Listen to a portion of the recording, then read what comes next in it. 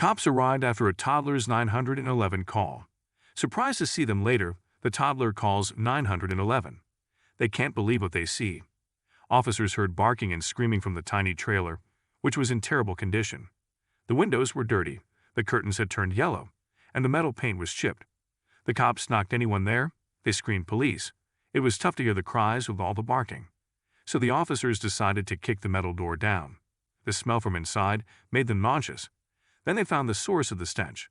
The 911 operators in Florida were used to all sorts of calls, ranging from people arguing to disorderly conduct. They were also used to people prank calling them. But the emergency service line workers are trained professionals, and they knew which questions to ask. When the calls come in, they would ask questions like, "Where are you? Are you okay? Are you hurt?" But what if the caller couldn't speak or understand the questions? Mary was full of energy when she started her shift on Tuesday morning because of the 2 cups of coffee she drank before sitting at her post. Now that she was wide awake, she put on her headset, turned her computer on, and drank her 3rd cup of coffee. The office was very quiet, as the morning and night shifts were just swamped. She had no idea what awaited her on this fateful day. Mary Collins had said the same line tons of times a day over the past 3 years. 911. What's your emergency? She waited for the answer.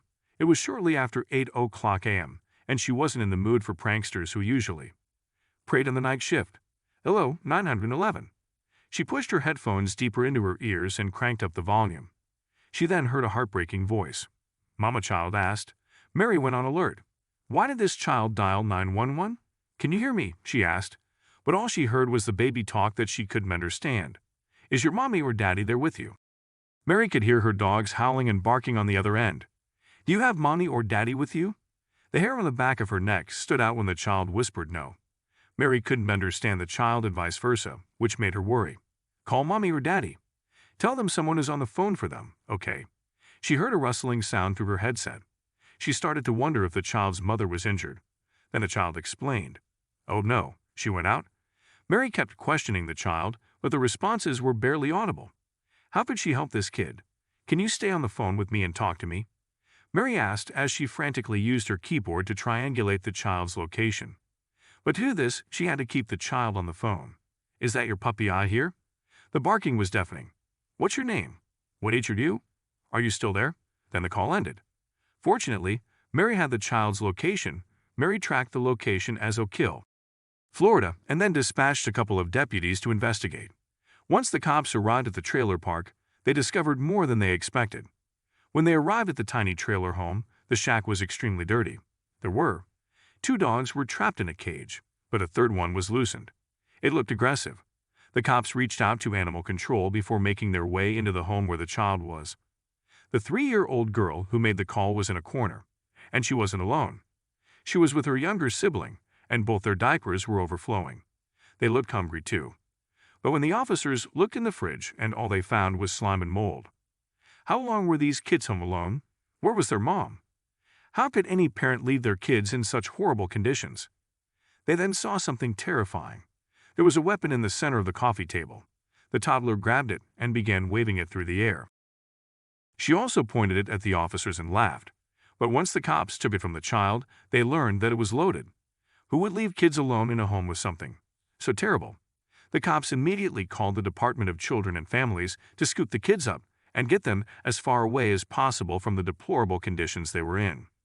Now it was time to locate the mother.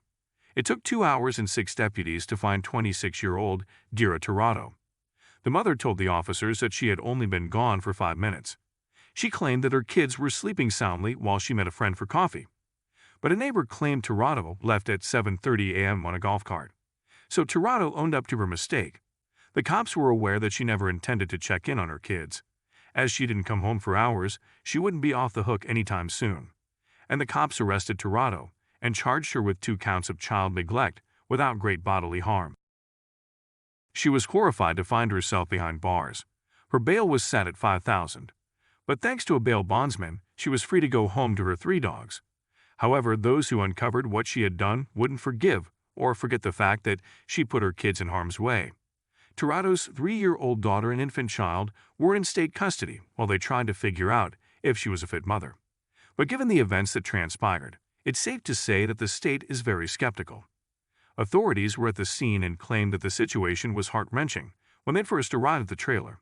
But fortunately, the kids were safe and didn't go to sleep hungry. One person deserves more credit than the cops themselves.